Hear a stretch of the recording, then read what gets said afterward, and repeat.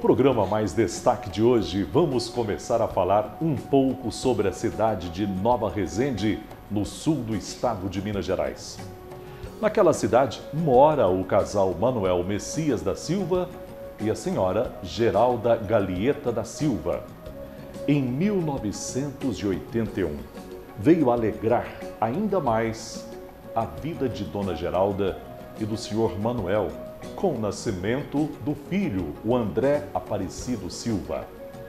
Na cidade de Nova Resende, o garoto André teve sua infância voltada para uma boa educação, principalmente a educação religiosa.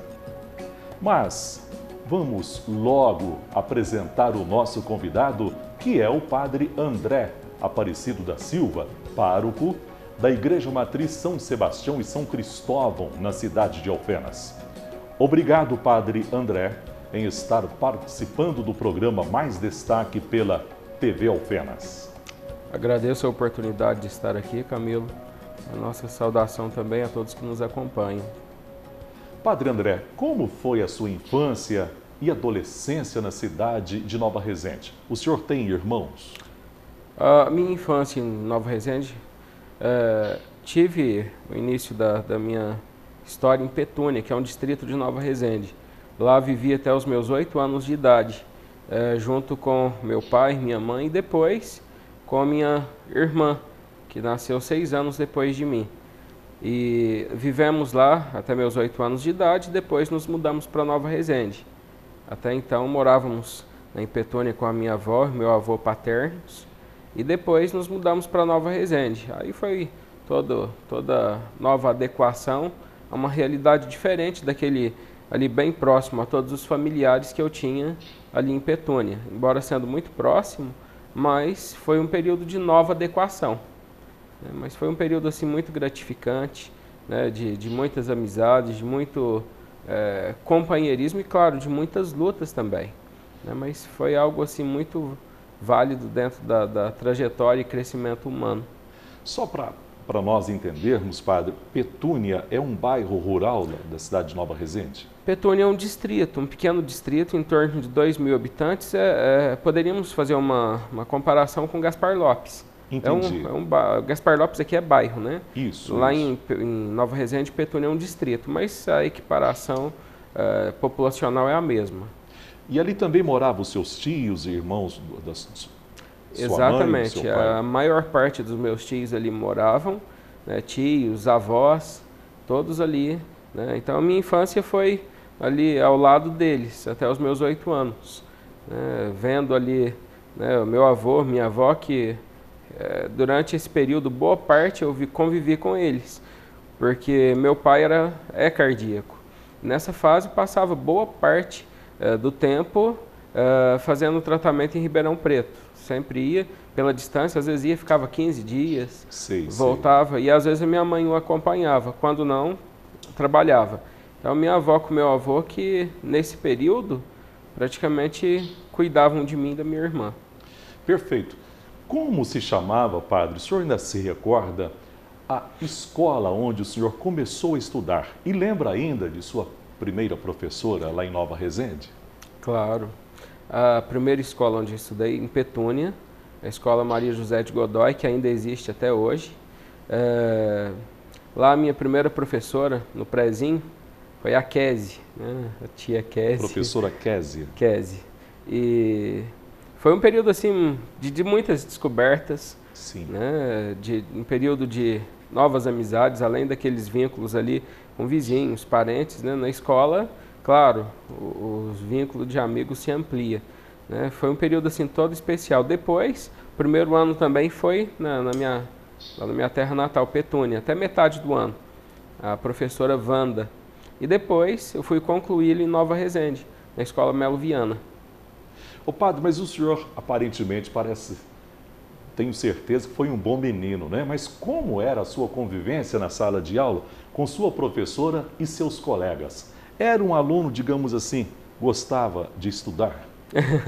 Então, no início, do primeiro até a minha 6ª série, eu sempre tive um pouquinho de dificuldade no sentido de me dedicar aos estudos. Fazia meus exercícios, nunca fui de perder médias, porém, a minha grande dificuldade era chegar em casa e às vezes ter que me tirar. Minha mãe e meu pai sempre me cobravam muito isso, tirar aquele determinado tempo para os estudos. Sim. E só que minha convivência com as professoras e professores era muito boa, com os alunos, os colegas de turma.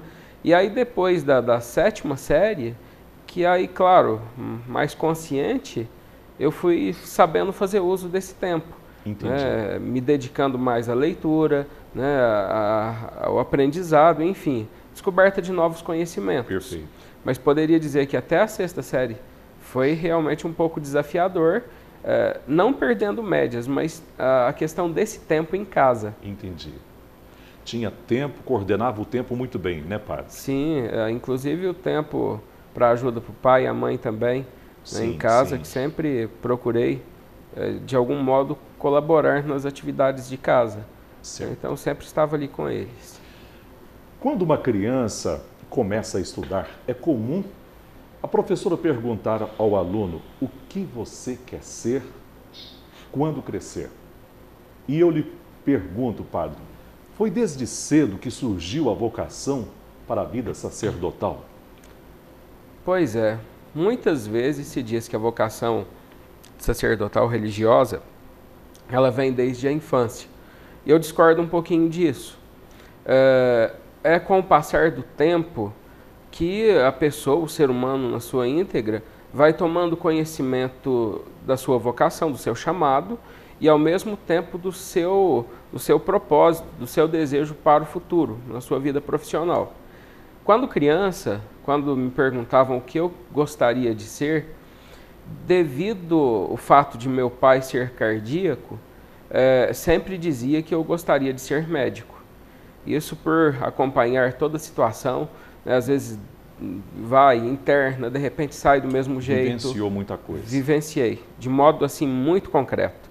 E a questão da enfermidade na minha família me despertou muito a questão do gosto pela medicina. Sim. E isso prevaleceu até aproximadamente no primeiro colegial. Até então, o meu propósito era ser médico. Para, claro, poder da melhor forma possível ajudar aqueles que necessitavam e que passavam por problemas de saúde, como meu pai. Inclusive, na época já sabia até mais ou menos o direcionamento da área, claro, seria cardiologia. Então, o chamado à vivência religiosa, à vivência do sacerdócio, veio depois, né, com outras experiências que eu tive, né, que fui realmente saboreando de modo muito concreto, né, a presença de Deus e, ao mesmo tempo, nos acontecimentos ali ao meu redor, com as pessoas que eu convivia, através delas eu sentia muito forte o chamado de Deus. Ô padre, mas tudo bem, mas que idade tinha quando os seus pais começaram a levá-lo para participar da missa aos domingos, padre? Pois é. Meus pais... Vontade de ser médico, o senhor pretendia ser. Sim. Mas, digamos assim, aquela convivência de ir na missa aos domingos, começou a ter uma noção da vida religiosa. Que idade o senhor tinha? Então, com os meus pais, eles começaram a me levar à igreja na minha primeira semana de vida. Primeira semana de vida. Meus pais são, assim, bem participativos. Ambos são, assim, verdadeiros exemplos que tenho quanto à intimidade com Deus e, claro, né, na prática do dia a dia, na vivência da fé. E desde pequeno sempre me motivaram muito, né? Claro, desde pequeno vendo esses exemplos, mas consciência do que é a celebração eucarística, consciência enquanto dado pessoal, eu fui tendo a partir da minha adolescência. Né, refletindo, claro, naquele período de questionamento que com certeza todo jovem passa, né? Às vezes de não ir por mera obrigação às celebrações, né, mas realmente ir por vontade própria. Então foi nessa época que eu fui tomando mais gosto pela celebração eucarística e, claro, pelo mistério que ali é celebrado. Perfeito. Nós estamos conversando com o padre André Aparecido da Silva, pároco da Igreja Matriz São Sebastião e São Cristóvão, em Alfenas. Nós vamos para um pequeno intervalo, daqui a pouco a gente volta.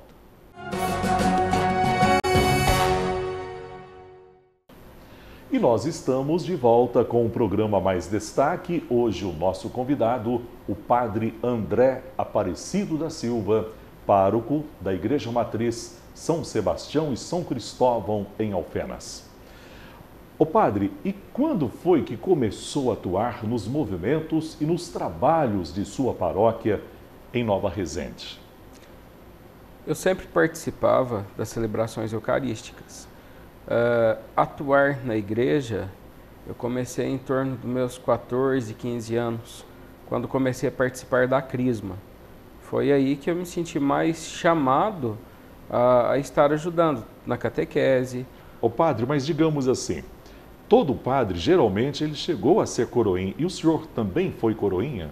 Sim, fui coroinha assim, no meu período de infância, quando morava em Petúnia. Dos meus 4,5, 5 anos até os 8 anos. Sei. Depois, quando fui para Nova Resende, lá não existia esse trabalho com coroinhas. Sei, sei.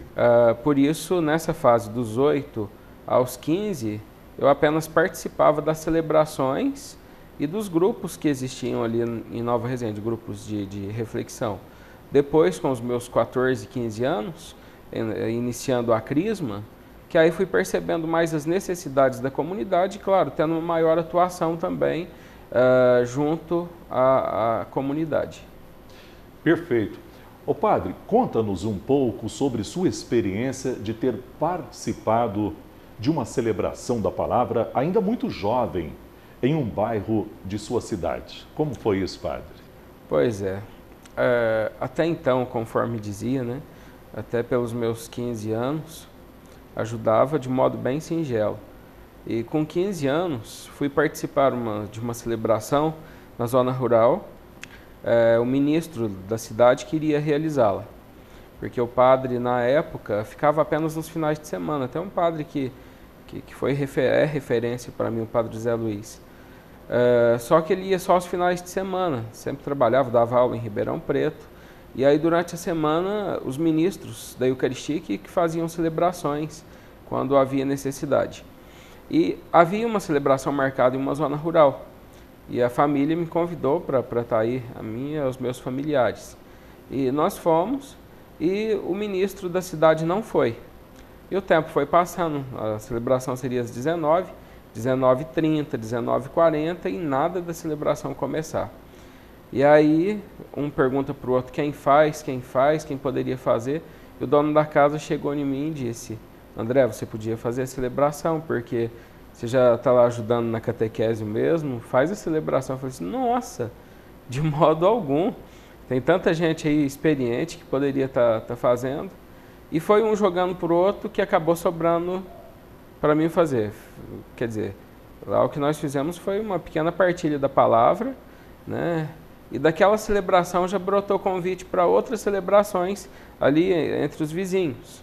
E aí na época eu disse, mas não tenho preparação alguma para isso. Inclusive é o ministro da Eucaristia que deve fazer.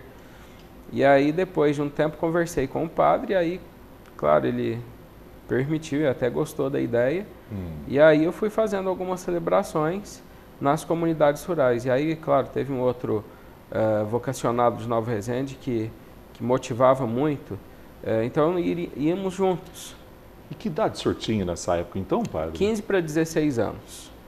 Ô padre, em sua família tem algum parente que é religioso e ele influenciou? Na minha família existe sim. Um tio segundo, meu tio da minha mãe, ele era diácono permanente, casado, que morava justamente em Petúnia. E pela sua atuação na época, pelo seu modo de relacionamento com as pessoas, claro que isso é motivador, né? Sim. Enquanto aliviar as angústias e problemas das pessoas. Hoje ele é padre, ficou viúvo e com 70 anos foi ordenado sacerdote. E uma pessoa que, claro, oferece assim, uma bagagem muito grande, uma fé, uma piedade que realmente são exemplos, uma humildade de ser que são inspiradores. Mas até então, não pensava, conforme dizia, né? Eu não pensava em ser padre. Depois dessa experiência das celebrações, que me despertou muito essa necessidade existente, né? A pequena quantia de padres, né? E ao mesmo tempo a necessidade das pessoas mesmo, né? De ter um pastor ali, um padre que caminhasse junto, que de certo modo anunciasse a boa nova, fosse Sim. instrumento, né, do reino. Então, claro, e vendo o exemplo dele, sem dúvida, né, o nosso tio Jorge, né, o padre Jorge, claro que sem dúvida me ajudou muito na minha resposta vocacional. Quer dizer que o padre Jorge, que hoje ele é padre, ele é tio-avô do senhor, e ele nasceu também em Nova Resende. Tio-avô, ele nasceu no Paraná, a esposa dele é de Petúnia. Sim. E aí se conheceram, se casaram, e aí ele veio morar aqui no sul de Minas. Ah, sim, certo, perfeito. Quando foi, padre, que tomou a iniciativa de ir para o seminário? Conforme o tempo foi passando, justamente sentindo esse chamado, que tentava silenciar. Sempre quando pensava sobre vocação, eu estava no primeiro colegial nessa época, eu tentava silenciar esse chamado. Pensava, não, mas ser padre? Não, de modo algum. Tenho clara a ideia talvez de ser um médico, né, um profissional da saúde que possa ajudar, né, as pessoas. Por mais que tivesse esse propósito, esse chamado foi se tornando tão forte que no início não contei nem para os meus pais, para ninguém. Até o modo como contei para os meus pais, que foi até um pouco cômico. Eu não tinha coragem de chegar até no meu pai com a minha mãe e dizer assim, pai, mãe, eu desisti da ideia de ser médico, eu quero ser padre.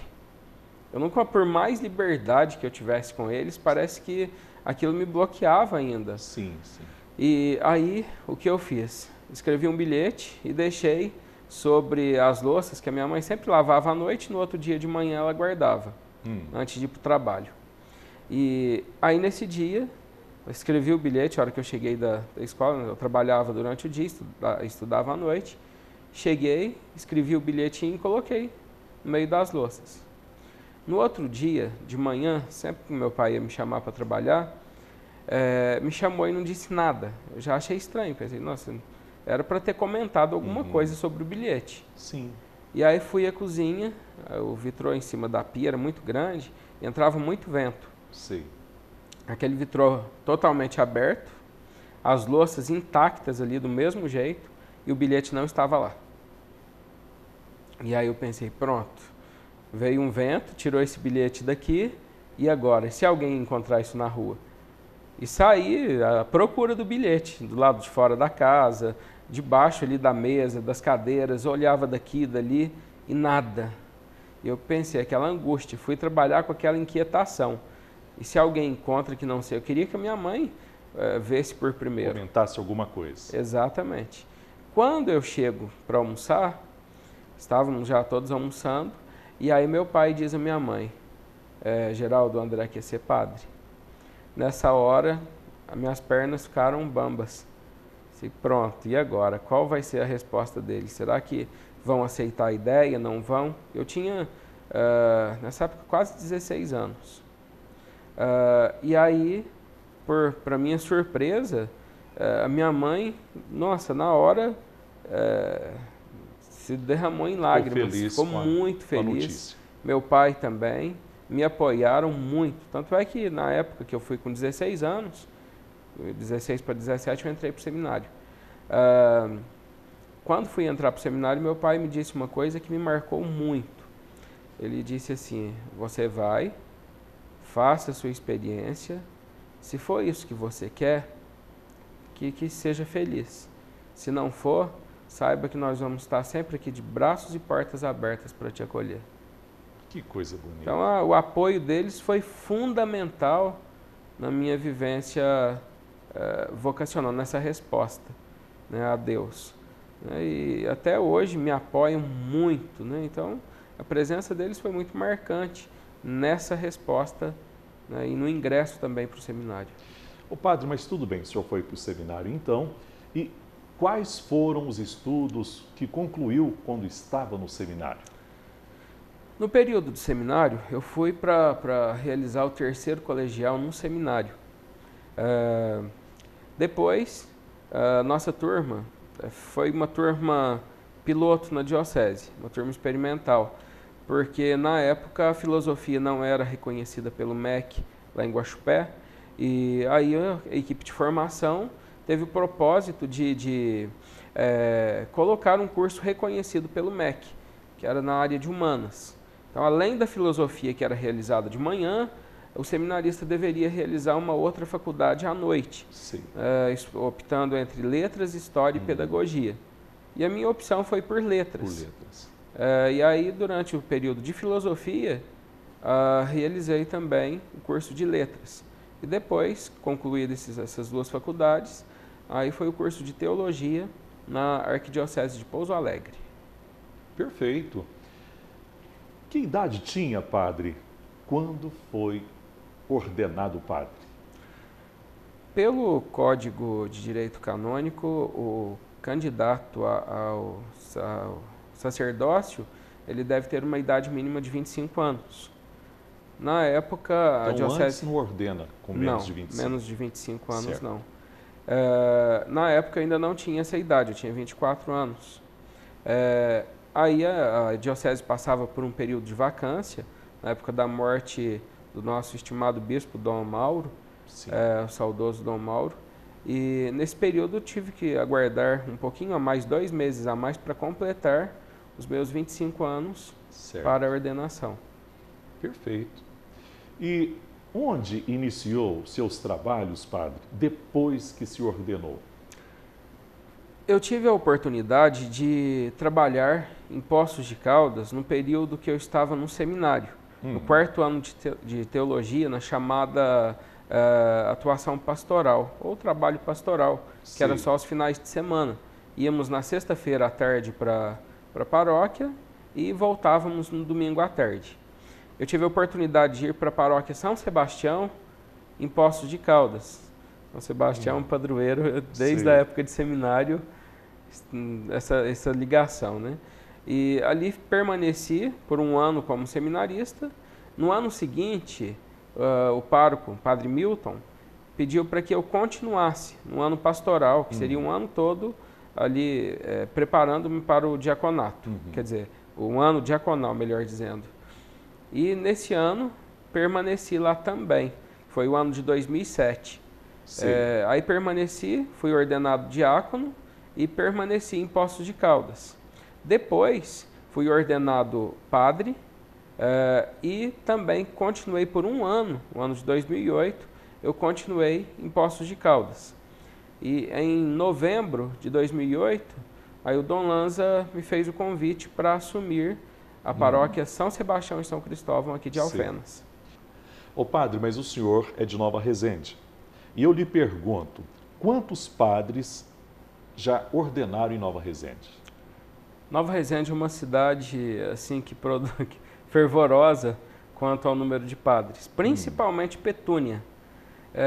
Lá nós somos em 6 padres. Mas agora o pessoal vai querer conhecer Petúnia, porque parece que lá é um lugar super religioso, né? De pessoas religiosas. Realmente, pessoas muito religiosas. Certo. Petúnia. Petúnia. Em Nova Resende, ali na sua região, são 6 padres. E na sua grande maioria, todos passaram, com exceção de 2, se não me engano. Os 4 viveram em Petúnia, ou ao menos passaram por lá na sua infância, como foi o meu caso. Então, ao todo, na atualidade, foram 6 padres. 6. Em Nova Resende, já se ordenou 6 padres. 6 padres. Certo. Nós vamos para mais um pequeno intervalo, daqui a pouco a gente volta. Nós estamos de volta com o programa Mais Destaque. Hoje, o nosso convidado, o padre André Aparecido da Silva, pároco da Igreja Matriz São Sebastião e São Cristóvão, na cidade de Alfenas. Ô padre, quando foi que assumiu a paróquia de São Sebastião e São Cristóvão em Alfenas? A paróquia eu assumi no dia 28 de dezembro de 2008. Dom Lanza, no início de novembro, me chamou a Guaxupé, propondo esse novo trabalho aqui em Alfenas. Até então havia outros projetos Sim. que ele havia me proposto para continuar em Poços de Caldas. Mas aí, por motivo de força maior, a necessidade aqui em Alfenas, ele fez a proposta e, claro, prontamente aceitei esse trabalho aqui em Alfenas. Só que para assumir em novembro seria um pouco inviável devido aos trabalhos que ainda estavam pendentes e que eu já havia assumido compromisso em Poços. E aí pedi para ele até o final de dezembro para poder assumir aqui a paróquia. Sim. E realmente vejo nisso as mãos de Deus, realmente ali, claro, na sua simplicidade, Deus moldando, né, inspirando caminhos. A paróquia São Sebastião e São Cristóvão é uma paróquia de pessoas assim muito fervorosas, muito dedicadas e, claro, esse trabalho lá, já praticamente quase 6 anos, a gente vê que realmente tem valido muito a pena, né, a união, né, das pastorais, movimentos, grupos, das pessoas que compõem a paróquia como um todo. Né, realmente formamos uma família. Né, e isso, claro, é inspirador e motivador ainda mais nessa vivência vocacional. Por isso que a gente nota que o senhor sempre está com um sorriso, está contente. Talvez seja esse o resultado, né, padre? Claro, claro. Dentro ali dessa vivência em família, Sim. Né, há uma profunda realização pessoal e vejo ali, claro, né, tantos passos que foram dados juntos, né, e tantos outros que ainda estamos procurando dar. Perfeito. E quantas comunidades, padre, tem a paróquia de São Sebastião e São Cristóvão?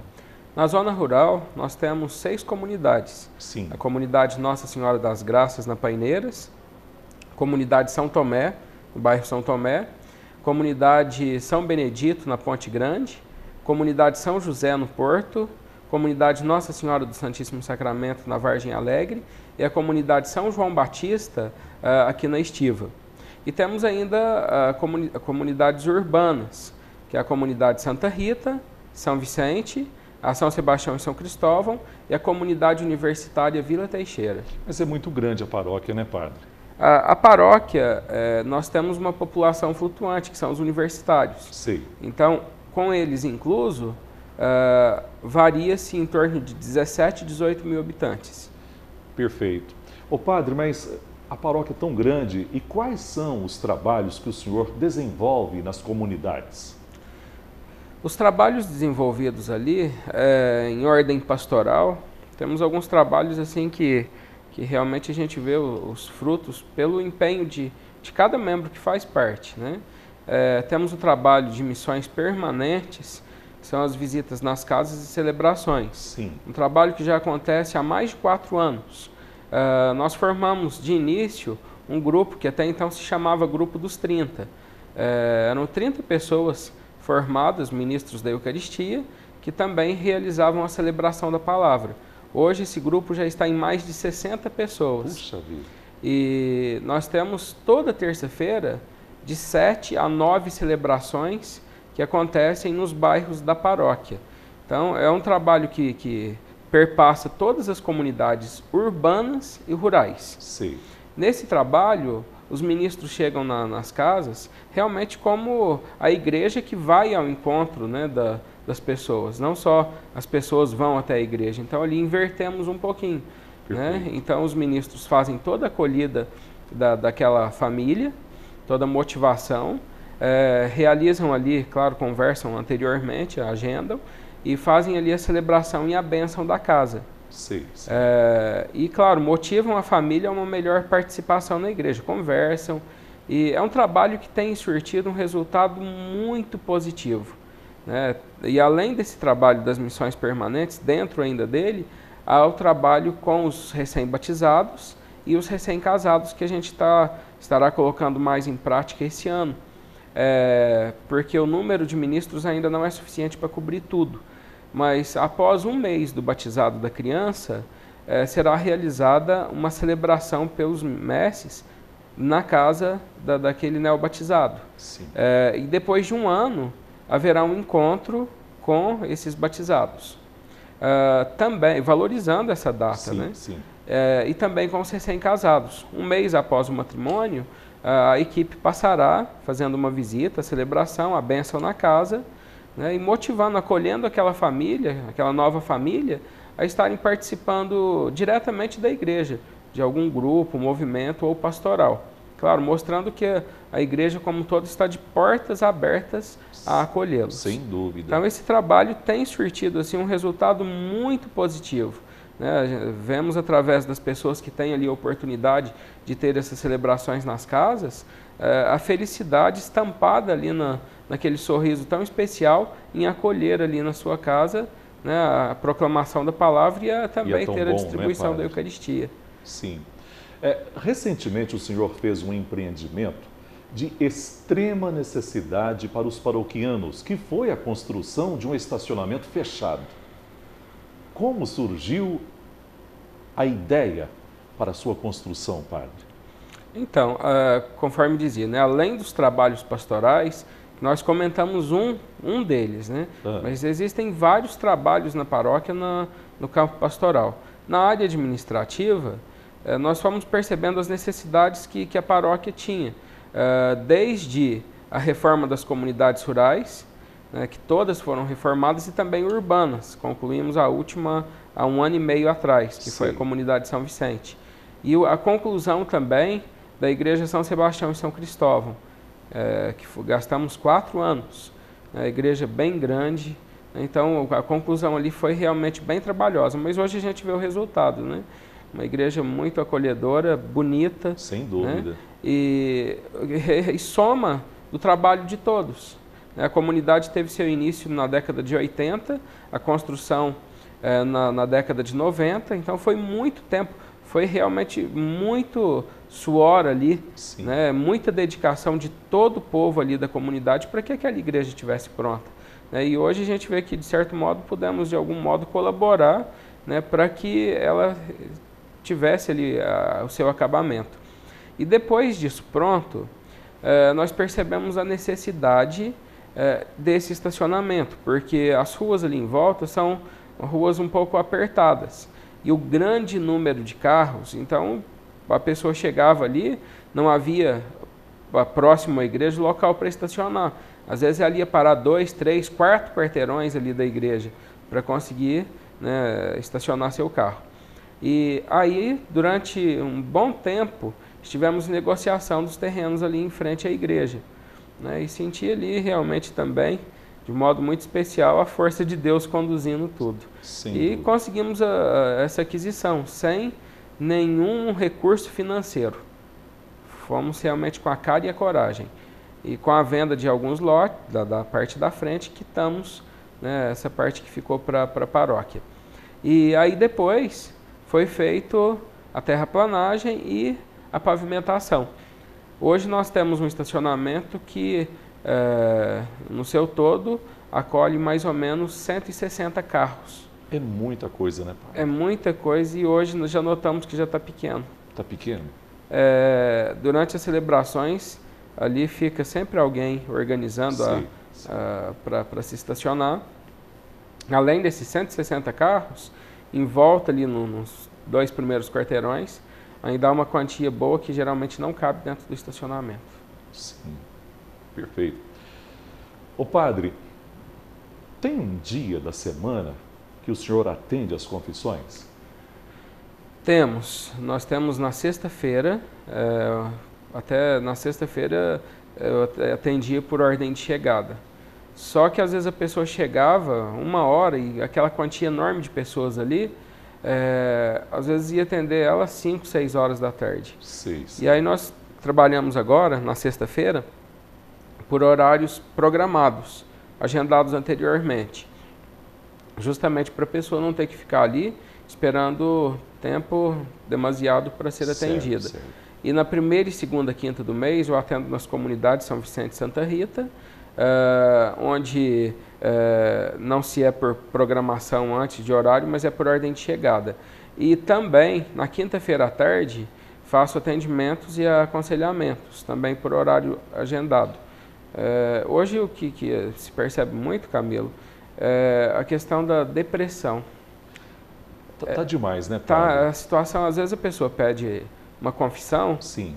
mas na verdade não é uma confissão que ela realmente está necessitando. Às vezes, por problemas dos mais variados níveis, ela acaba desenvolvendo um fechamento e, claro, um estado depressivo ou mesmo uma depressão. Então, na sua grande maioria, às vezes a gente atende tentando motivar a pessoa, aliviando um pouco daquele fardo angustiante que a depressão causa e mostrando àquela pessoa a necessidade de se cuidar um pouco mais. Então, esses atendimentos, às vezes, acabam sendo um pouquinho mais prolongados, justamente devido a essas necessidades que não são apenas de cunho espiritual, mas, às vezes, né, de cunho mais afetivo e emocional. Ô padre, e uma boa conversa, muitas vezes, é um ótimo remédio, né? Sem dúvida, sem dúvida. E, às vezes, o que se percebe muito também é que as pessoas têm necessidade de desabafar. Não é apenas confessar, mas às vezes é colocar para fora coisas que não são pecados, mas coisas que às vezes estão ali como um fardo tão pesado durante anos e anos. E a pessoa traz isso... Carrega aquele peso. Né? Aquele peso, aquela angústia, e às vezes é através de uma boa conversa, né? Às vezes ela não encontra ninguém que possa ouvi-la. Às vezes em casa ou com os amigos, às vezes ela não tem aquela confiança. Então, ali naquele momento, ela sabe que o padre, no atendimento de uma confissão, ele, claro, tem todo o sigilo de confissão, né? Mas ela se sente também motivada a explanar um pouco a respeito desses problemas e sai dali, como é bom, né? Sai dali mais leve. Sem dúvida, sem dúvida. Agora, no final do programa Mais Destaque, eu lhe pergunto, padre, que conselho daria a um jovem que pretende seguir uma vida religiosa? Aqueles que têm esse desejo de seguir, né, a vida religiosa, eu diria para serem perseverantes, para se conhecerem mais e principalmente para alimentar a sua intimidade com Deus, através da oração e, claro, através também da compreensão da realidade à sua volta. Ser padre não é apenas alimentar em si um desejo de talvez suprir o próprio ego através, né, da comunhão com Deus ou da ordenação em si, mas ser padre é estar a serviço. Então, vale a pena realmente você que se sente chamado cultivar essa intimidade com Deus, cultivar essa avaliação da realidade que se encontra, suas necessidades, para que realmente respondendo a esse chamado de Deus, você seja, né, um servidor, né, do reino, um servidor do Cristo nos irmãos. Isso talvez seja o que mais necessitamos hoje, né, de pessoas que estejam a serviço. E o padre nada mais é do que aquele que serve a todos. A exemplo do próprio Jesus, ao instituir a Eucaristia, e também o sacerdócio, que se ajoelha ali aos pés dos discípulos, lavando seus pés. Uma atitude de extrema humildade, despojamento, né, e ao mesmo tempo de entrega total ao seu próximo. Então, ser padre, ter esse desejo de viver a vida religiosa, é trazer consigo também o desejo de servir ao seu próximo.